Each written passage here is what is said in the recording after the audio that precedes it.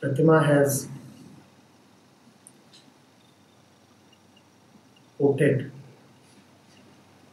Raman Maharshi. Maharshi is saying silence is of four kinds. Silence of speech, silence of the eyes, silence of the ear, and silence of the mind. Only the last is pure silence, and this is the most important. Silence of speech, silence of eyes, silence of ear, silence of mind. And she's saying, what is silence of the ear?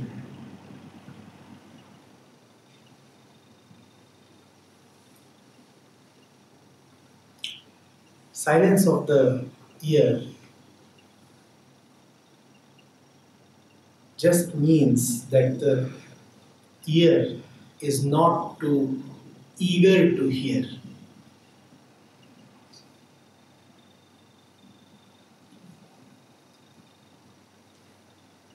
That the ear does not start hearing its own echoes.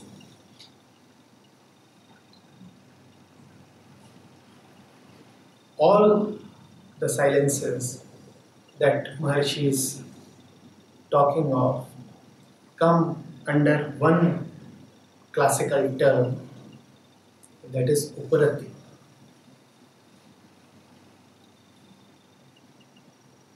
Rati means an attraction, a greed, a reaching out, an association with the external. Uparati means returning to oneself, being contented in oneself, not being desperately or enthusiastically concerned with the outside. So what is the quality of an eye that is not in Uparati, that is not Uparaham? This eye will keep rolling. This eye will keep wandering.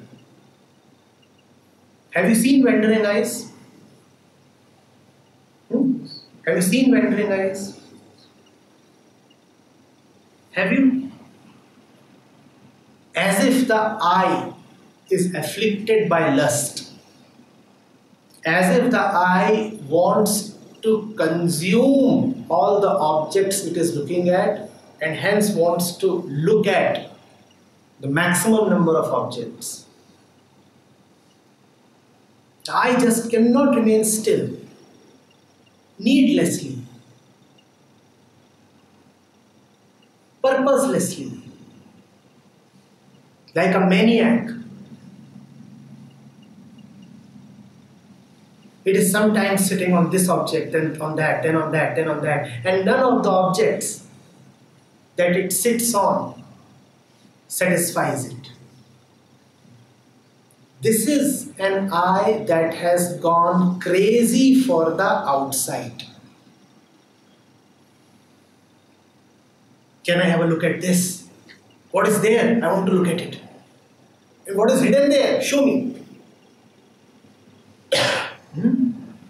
You are familiar with this eye, are you not?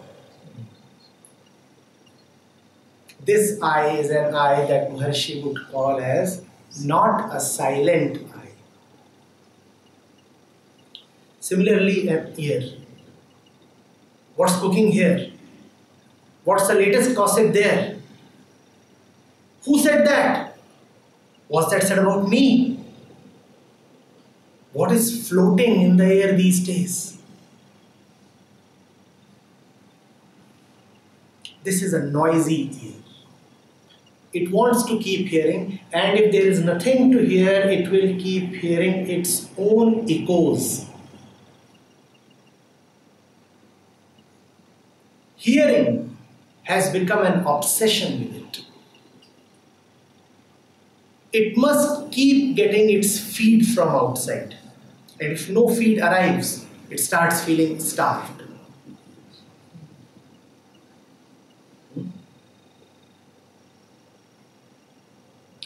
And then Maharshi says the real silence is silence of the mind. What is silence of the mind?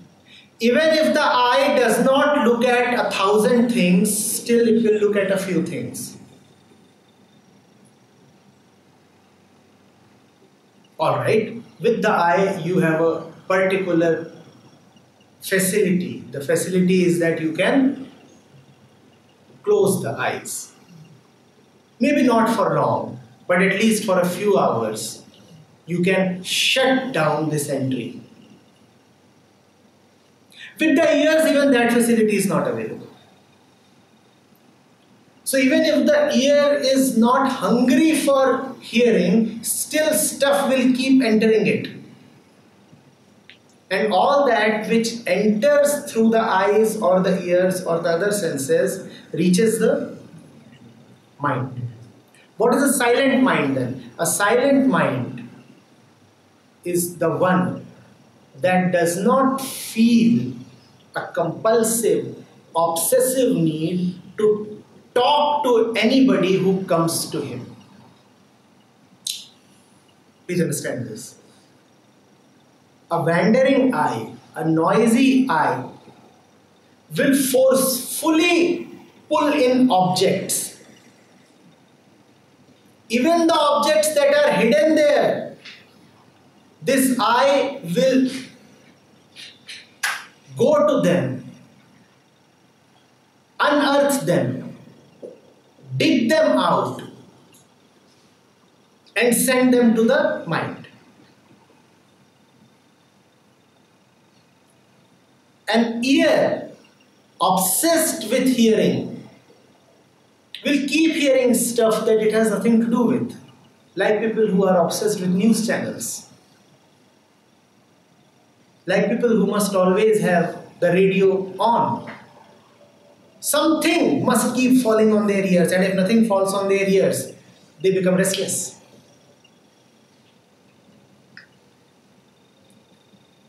The question then is, why is Maharshi saying that silence of mind is higher than the silence of the eye and the ear?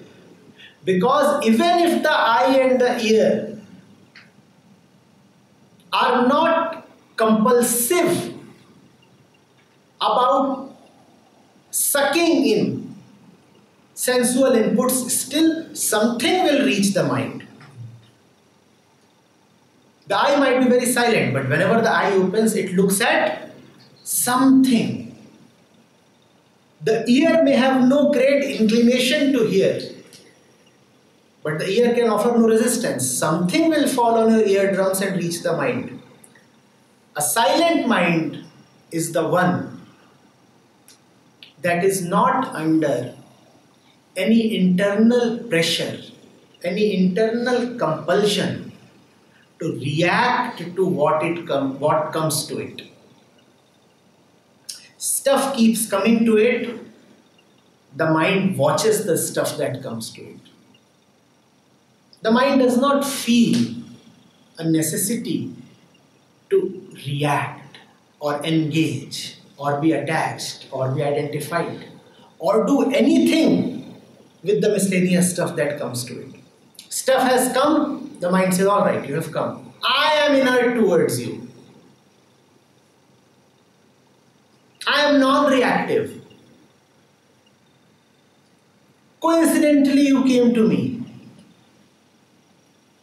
Why should I give too much weightage to coincidences? It was just a coincidence that the eye opened in one particular direction and saw a group of people. I didn't intend to look at them. They don't mean anything to me.